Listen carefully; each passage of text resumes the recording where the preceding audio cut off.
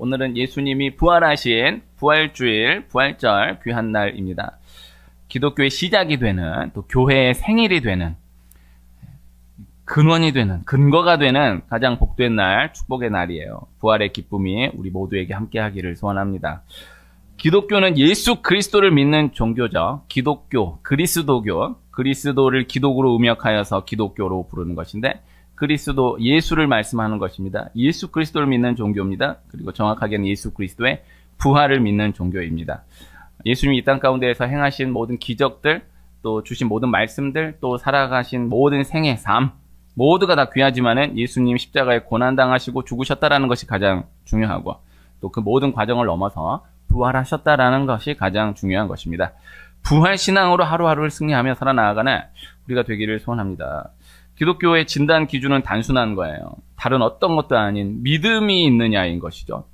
믿음의 종교, 기독교 은혜의 종교, 믿음의 종교.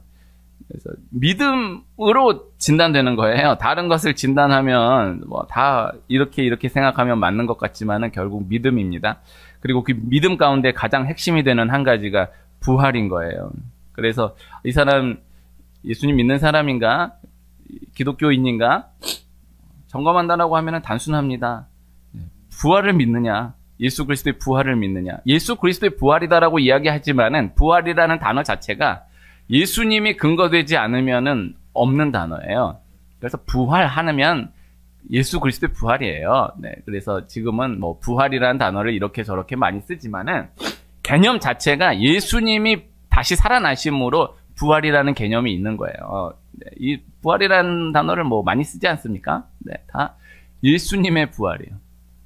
그래서 예수님의 부활이라고 할 이유가 없는 거예요. 부활하면 예수님의 부활을 말씀하는 것이니까요. 그래서 예수님 부활 믿느냐, 부활 믿느냐, 요 한 가지예요. 그래서 성경의 다른 모든 말씀을 다 믿는다라고 하여도 부활을 믿지 못한다라고 하면은 그 사람은 믿음이 없는 사람인 것이고, 또 혹 다른 것에 대한 믿음이 부족하다 할지라도, 아슬아슬하다 할지라도, 그러나 부활에 대한 믿음만큼은 확실하다라고 한다면 그 사람 분명한 믿음의 사람이다라는 것이죠. 그래서 부활 하나로 모든 것이 결정된다라는 거, 이렇게 진단할 수 있다라는 것입니다. 그래서 그렇게 믿어지지 않는데 부활 하나가 딱 믿어지면서 성경의 모든 말씀들이 다 믿어지게 되고, 또 다 믿는 줄 알았는데 부활 하나의 의심이 딱 생기면서 다른 모든 믿음이 다 허물어지게 되는, 그래서 부활이 근거가 된다, 기준이 된다라는 것입니다. 그래서 기독교의 모든 역사는 결국 예수님을 공격해왔던 역사인 것인데, 그러나 그 안으로 들어가 보면은 예수님의 부활을 공격해왔던 역사이다, 이렇게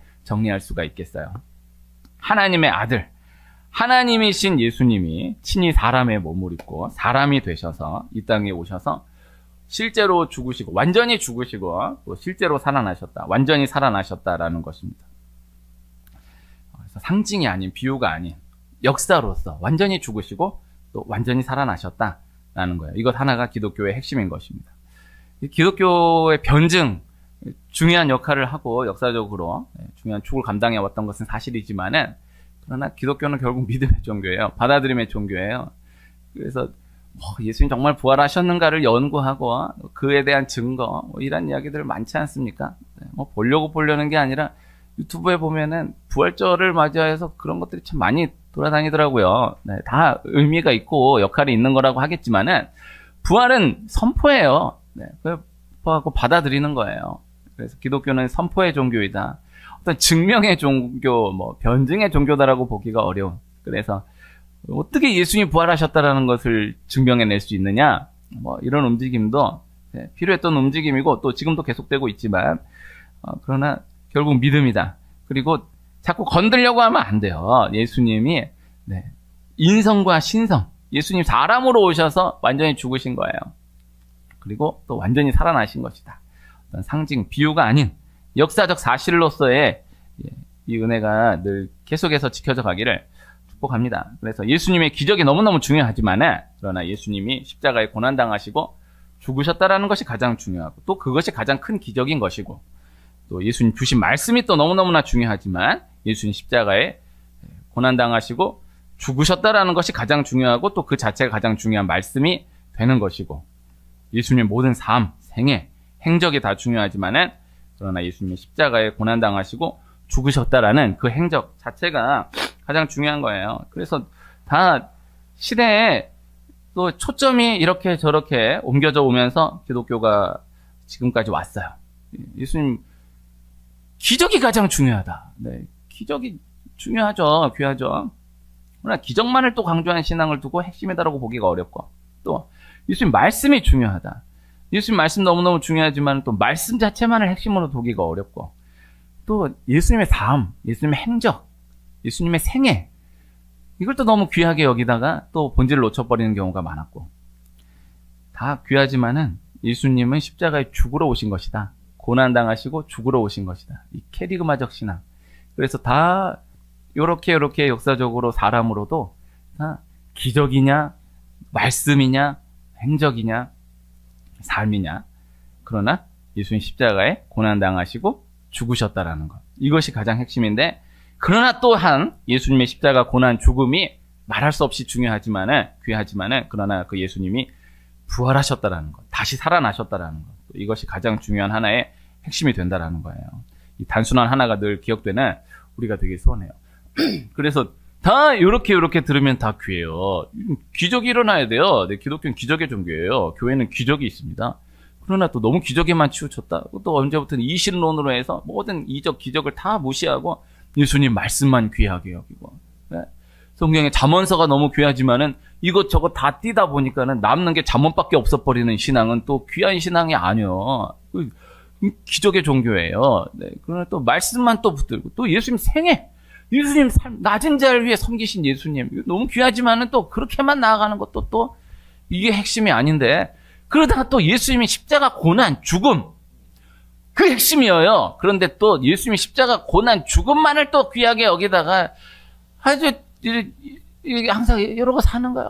예수님 날 위해서 십자가 고난 받으시고 죽으셨는데, 이게 고상한 신앙이 아닙니다. 부활 신앙으로 살아가야 돼요. 기독교는 기쁨의 종교예요. 네, 그래서 막 너무 기쁘고 즐겁고 그러면 하나님한테 미안하고, 예수님 나의 죄를 위해 십자가 고난당하시고 죽으셨는데 내가 이렇게 즐거우면 되나? 뭐 이게 하나님 절대 좋아하는 신앙이 아니다. 그래서 부활로까지 나아가야 된다. 다 이렇게 정리해 둘 수 있는 능력 있는 부활 신앙 되는 우리가 되길 소원합니다. 오늘 함께 읽은 말씀, 예수님의 시체를 찾아서 무덤에 온 막달라 마리아와 다른 마리아에게 천사가 전하여 준 말, 그가 여기 계시지 않고 그가 말씀하시던 대로 살아나셨느니라. 와서 그가 누우셨던 것을 보라.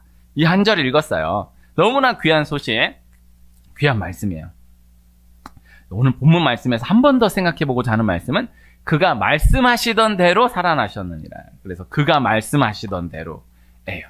그래서 예수님 살아나셨는데 예수님이 말씀하시던 대로 살아나셨다라는 것, 이것이 중요한 거예요. 이것이 오늘 말씀 핵심이에요. 그래서 예수님 부활에 있어서 예수님 말씀하시던 대로 살아나셨다라는 것이 중요하고, 또 예수님 부활을 내부활로 믿는 우리에게 있어서도 이것이 중요하다.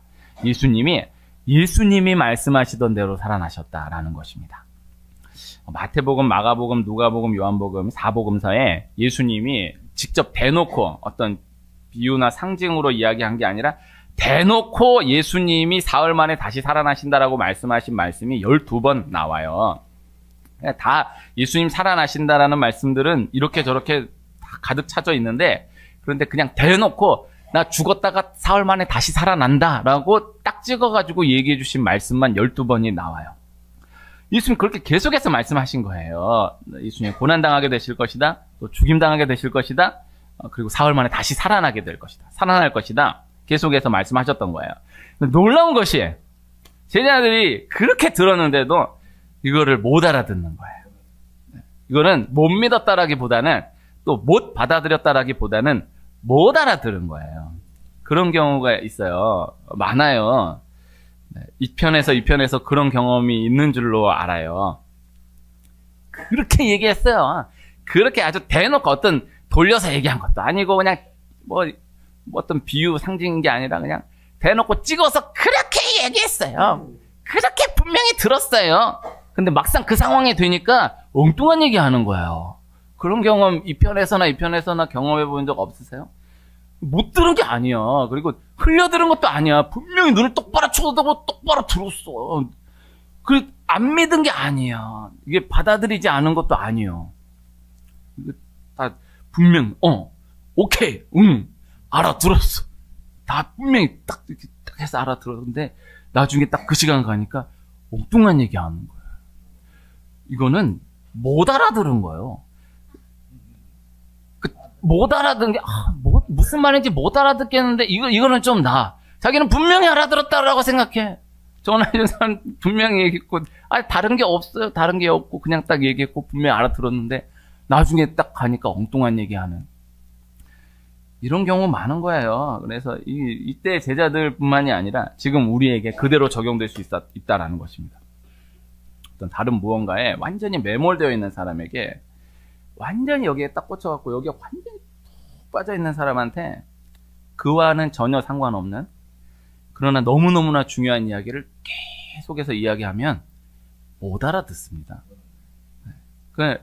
이게 알았어 이게 아니고 근데 마음이 여기에 이렇게 완전히 매몰돼 있어요. 그러면 알았지. 그리고 네, 못 알아들어. 안 돼. 이게 안 되는 거야. 그래서 나중에 여기서 빠져나온 다음에 그제서야 왜 진작 얘기 안 해줬어? 왜 그때 얘기 안 해줬어? 야, 내가 얼마나 얘기 많이 했는데, 얼마나 그렇게 얘기했는데, 이런 경우 많아요. 근데 여기에 나온 다음에야 들리는 거야. 십자가 고난 죽음이 가까울수록 예수님이 수차례 성경에 기록된 것뿐만이 아니라 사복음서는 요한복음이 말씀하잖아요. 예수님의 모든 말씀을 다 기록하자면 전 지구도 모자르다고.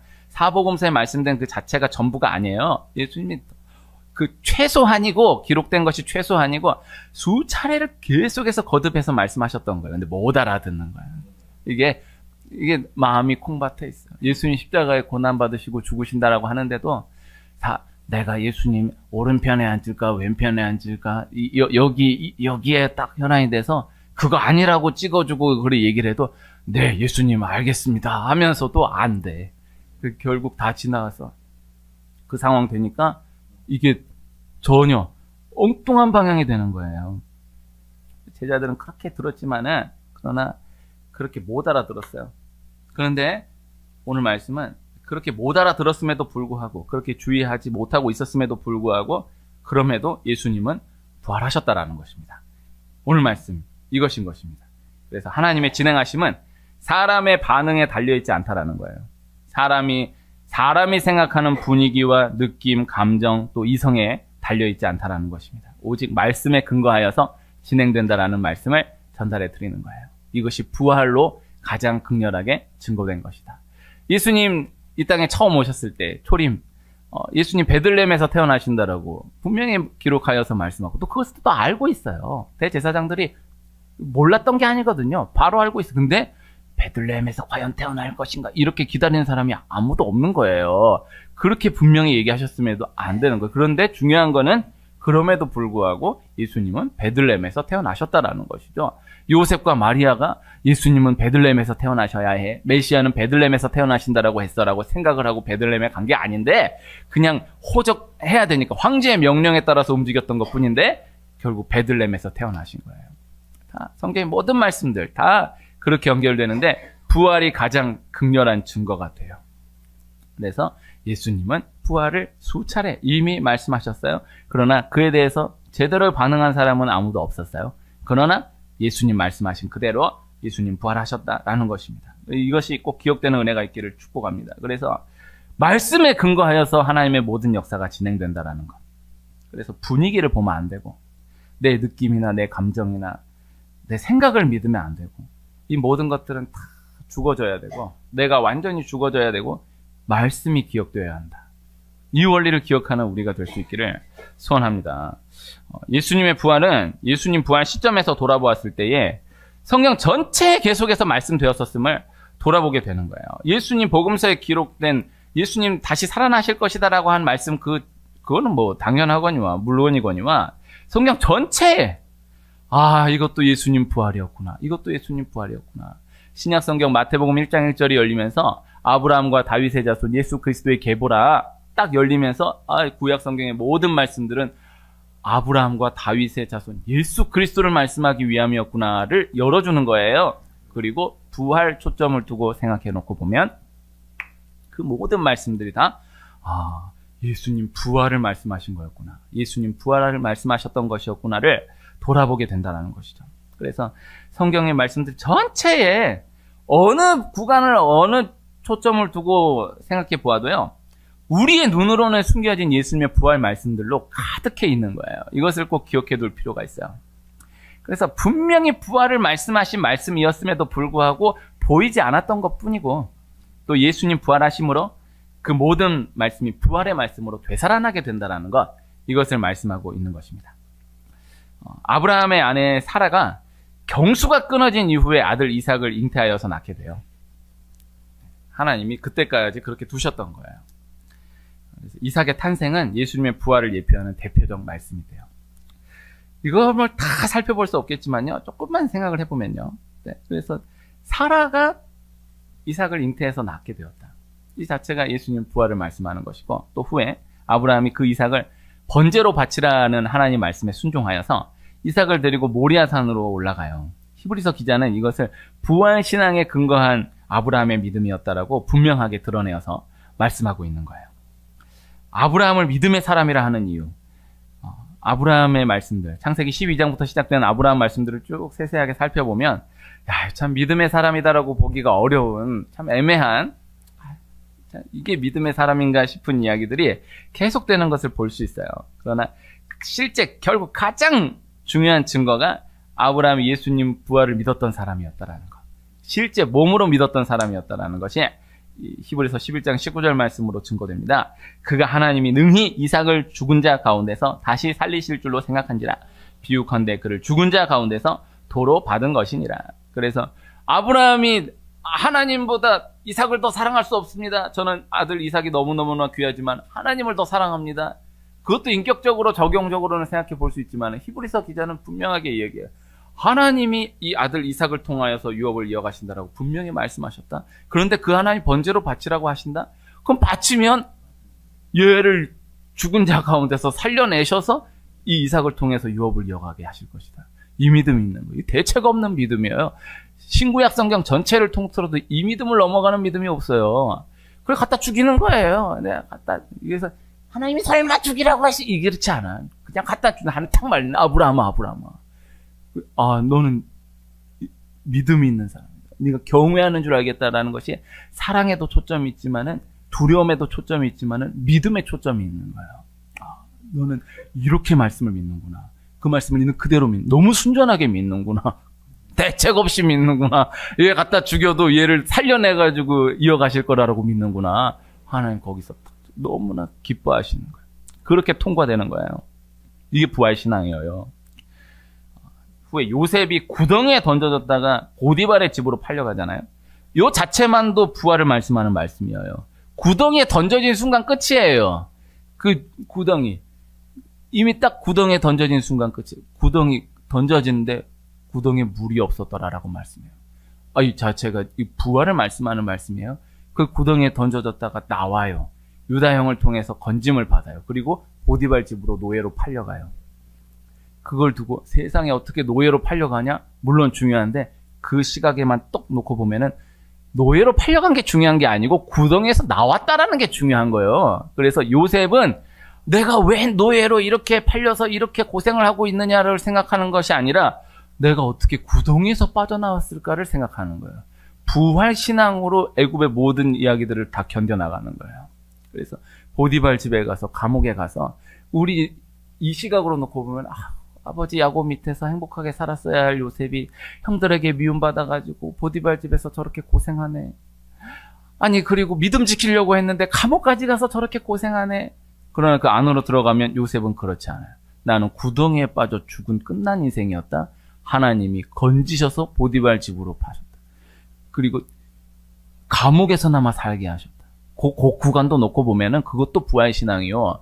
그 보디발 집에서 누명이지만 보디발을 내 아내를 동침하려고 했다가 이게 보디발의 아내가 막 소리 질러가지고 이게 감옥에 갔잖아요. 감옥에 간 게 기적이에요. 그래서 이거에 대해서는 해석이 많아요. 그래서 진짜로 보디발이 아니 내 아내를 범하려고 했다는 것이냐라고 하면은 재판이고 이런 것도 없고 뭐 아무것도 없이 그냥 바로 즉사, 바로 즉결 처형인데 감옥에 보냈어요. 예. 히브리 노예인데, 네. 근데 감옥에 보냈다고. 이건 기적이에요. 그래서 한쪽은 그렇게 해석하는 거예요. 보디발은 알았다라는 거예요. 요셉이 잘못이 없고 지 마누라가 잘못이었다라는 걸 알았다라는 거예요. 이거 상당히 설득력이 있는 거야. 근데 어쨌든 중요한 건 요셉이 감옥까지 갔구나 이게 중요한 게 아니고 아니 그렇게 발각이 됐으면 끝난 건데 죽는 건데 아니 어떻게 감옥에서나마 이렇게 살게 되었는가 이것이 중요한 거예요. 이게 부활신앙이에요. 그리고 그 바로의 이 부름으로 요셉이 감옥에서 결국 나오게 돼서 애굽의 총리로 세워지게 되잖아요. 이건 말할 것도 없는 부활을 말씀하는 말씀이죠. 그래서 감옥에서 건진받아 애굽의 총리로 세워지게 되는 것입니다. 그리고 그 아버지 야곱 관점에서 생각해 놓고 보면 요셉은 죽었던 사람이잖아요. 형들이 아버지를 속이잖아요. 잠깐 속인 게 아니라 세상의 총리 요셉을 만나서 다시 상봉하게 하기까지 그걸 끝까지 숨겨요. 세상 그 오랜 시간을 20년을 넘는 시간을 짐승에게 잡아먹혀 죽은 것으로 숨겨요. 야곱은 그 야곱의 세계관으로 놓고 보면은 아들 요셉은 죽은 거예요. 죽었다라고 생각하자가 아니라 정말로 죽은 줄로 아는 거예요. 그 죽은 줄로 알았던 요셉을 애굽의 총리로 다시 만나게 되는 거예요. 이게 부활신앙이에요. 우리 제3자 관점에서 놓고 보면은 말씀의 이 핵심을 놓쳐요. 야곱 관점에서 말씀을 바라볼 수 있어야 돼요. 죽었던 아들이 살아난 거예요. 부활신앙이에요. 이것이 핵심이에요. 그래서 이 원리, 이 요나가 하나님의 명령에 불순종하여서 풍랑 가운데로 바다에 던져지게 되는 것입니다. 하나님이 이미 예비하신 물고기를 통해서 삼키게 하시고 또 사흘 만에 토해내게 하심으로 다시 사명을 감당하게 하시는 것입니다. 예수님이 이것을 복음서에서 그대로 받아서 요나의 기적으로, 요나의 표적 외에는 보여줄 것이 없다라고 말씀하시는 거예요. 예수님 부활을 가장 또 강력하게 말씀하는 말씀인 것이죠. 중요한 건 이 안으로 들어가서 말씀을 묵상해 보면 하나님이 사람의 모든 것을 완전히 끊으시고 단절되게 하신 이후에야 사람의 모든 것들이 다 죽어진 이후에야 사람의 모든 생각을 초월하신 하나님의 역사하심으로 하나님이 다시 시작하게 하신다라는 것을 말씀하고 있다라는 것입니다. 그래서 분위기가 느낌이 또 이성적으로는 물론 이 정도면은 뭐 되겠다. 그래도 아직까지는 희망이 있다. 뭔가 될 것 같다. 그것도 아니면은 그래도 아직까지는 가능성이 있다. 이 모든 것들까지도 완전히 끊어진 이후에야 하나님의 역사하심이 시작되었다라는 것. 이것이 부활이다라는 것입니다. 새벽에 나눴던 말씀인데요. 하나님이 13만 5천 명의 미디안 연합군을 상대로 3만 2천 명이 모여온 이스라엘을 두고 기드온에게 두려워서 떠는 자를 돌아가도록 하시는 거예요.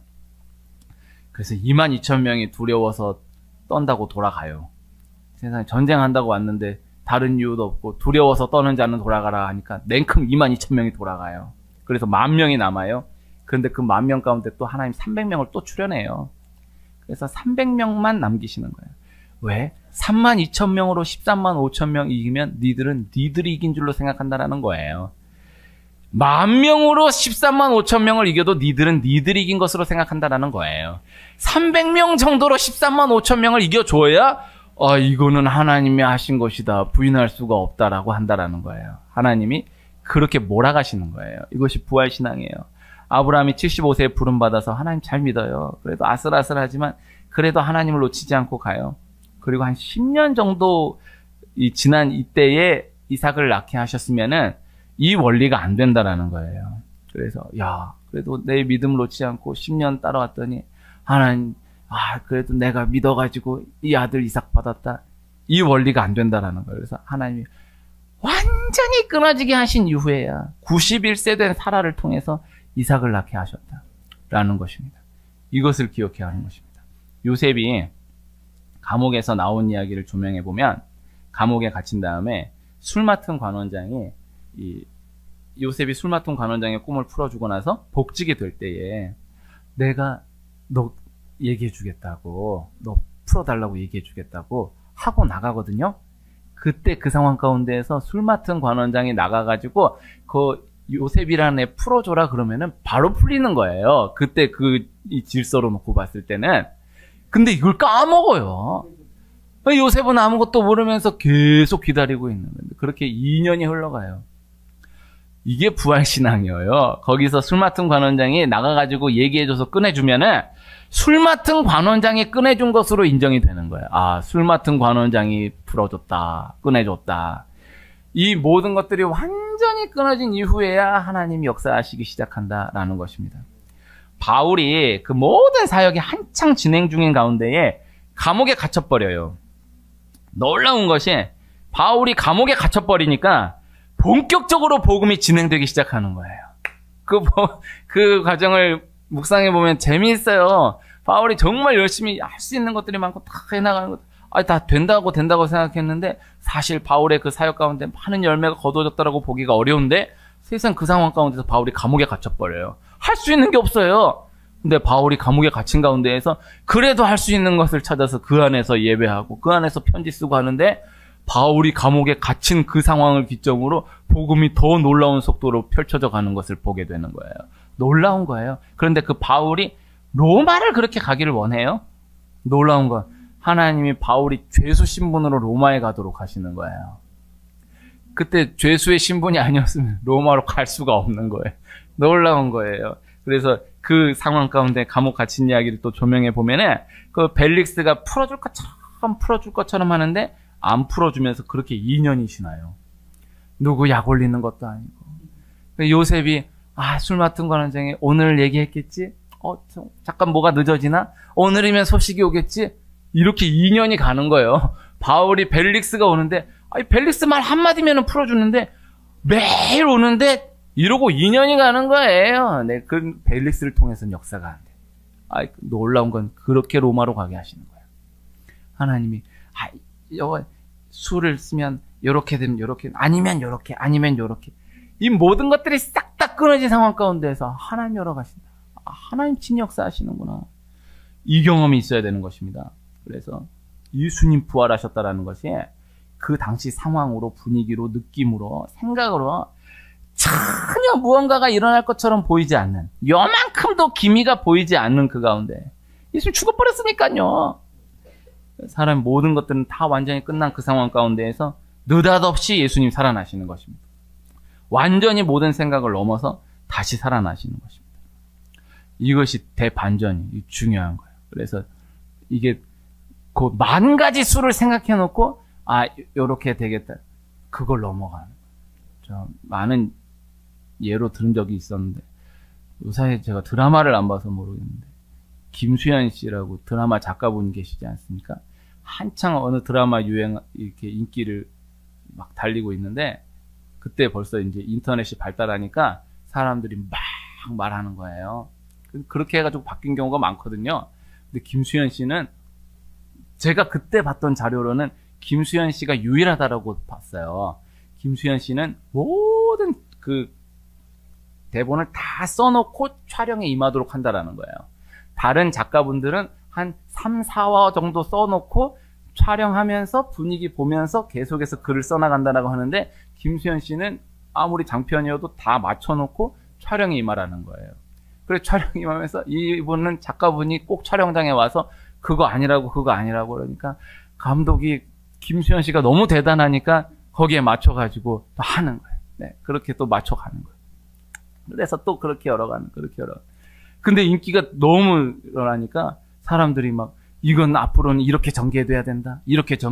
난 만약에 얘랑 되고 혹은 얘가 죽거나 이러면 나 이거 드라마 안 본다. 막 난리를 치는 거예요. 근데 그러면은 이제 다른 경우에는 막 작가가 이미 이렇게 해놓은 게 있었는데 여론이 너무 무서우니까 얘랑 이어주려고 그랬는데 안 돼가지고 얘랑 이어주고 얘 갑자기 죽고 이런 경우 많아요. 임수현 씨는 그 결정적 상황 가운데 어떻게 되는 놀라운 거는 딱 그 다음 화가 딱 열리니까 세상 얼마나 많은 사람들이 그렇게 얘기했는데 그 누구도 이야기하지 않았던 방향으로 이야기가 흘러가는 거야.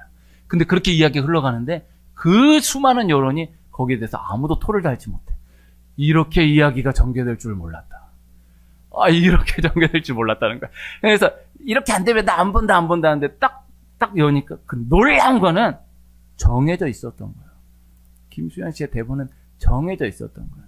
이게 중요한 거예요. 이게 말씀하시던 대로 살아나셨느니라요. 그래서 상황 봐가지고 하겠다는 게 아니고 대반전. 요셉이 이 야곱을 만나잖아요. 야곱이 요셉 만나는 거, 이게 우리나라에 비슷한 이야기가 있잖아요. 심청전이 있잖아요. 심청 아버지가 심청이를 만나잖아요. 죽은 줄로 알았던 심청이를 만나요. 그 안에 들어가면 용왕님 나오고 말도 안 되지만, 그 원리가, 나는 어렸을 때 요셉 이야기 보고 심청 이야기 보면, 참 이렇게 죽은 줄로 알았던 거잖아요. 진짜. 아니, 죽었다고 생각하자가 아니라 진짜 죽은 줄 알았어. 진짜 죽은 줄 알았는데, 이게 죽은 게 아니었던 거야. 죽은 게 아니었던 정도가 아니라 총리로 만나는 거예요. 용왕님 그 심청이는 뭐가 됐죠? 하여튼 대단한 애가 돼서 만났잖아요. 이렇게 만나는 대반전. 아까 했던 찬송가에 무덤에 머물러, 부활절 찬송가가 몇 개 없는데 무덤에 머물러를 안 부르면은 아쉬움이 있어가지고, 부활절 지금 우리 교회 9번째 부활절인데 5, 6, 7, 8, 9, 10, 1, 2, 3 10번째 부활절이네. 네, 10번째 부활절인데 무덤에 머물러를 안 부르면 안 돼. 무덤에 머물러를 부르는데 이게 맛이 안 나는데, 무덤에 머물러 이렇게 예수의 구주 험산하게 막 연기 막 피어오르고 막 귀신 나올 것처럼 예수 내 주 이렇게 불러야 돼. 이렇게 부르다 갑자기 빠바바바바 원수를 다 이기고 이렇게 나와요. 이게 음악이 이게 맛이 안 나요. 그래서 이렇게 나와요.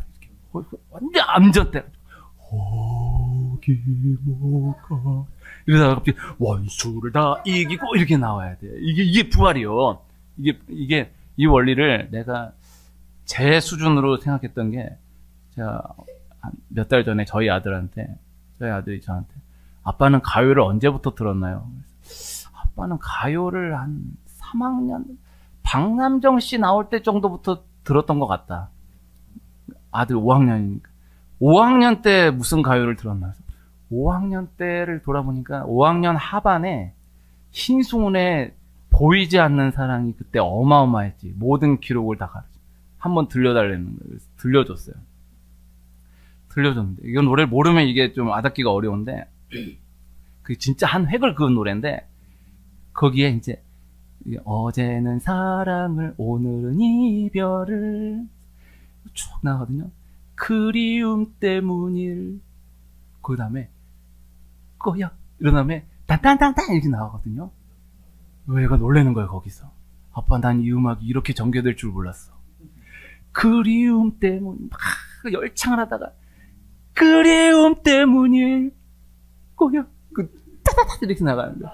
이게 부활이야. 이게 그 흐름을 봐야 돼. 그래서 이렇게 흘러가면은 이렇게 되겠구나, 이렇게 되겠구나, 이렇게 끝나야. 근데 아니야.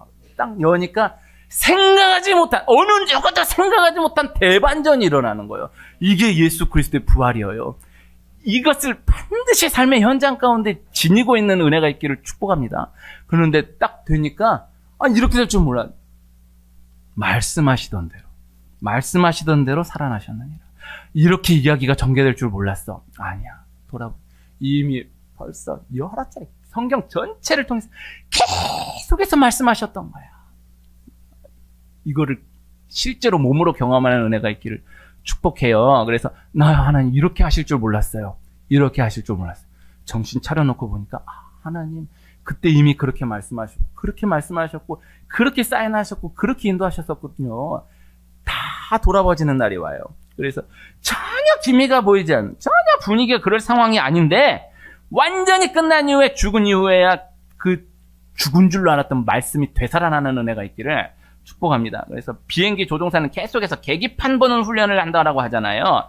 느낌에 본능적으로, 육감적으로 이렇게 기우는 것 같은데 계기판을 엉뚱하게 가리키는 거예요. 그게 맞는 거예요. 그래서 이렇게 끝나는 것 같은데 일이 쓰러지는 것 같은데 계기판이 살아있다라고 하면 그게 맞는 거예요. 그래서 자꾸 몸으로 이렇게 하려고 하면 본능적으로 하려고 그러는데 계기판 그게 아무것도 아닌 것 같은 이 훈련이 계속 되지 않으면 쉽지 않대요.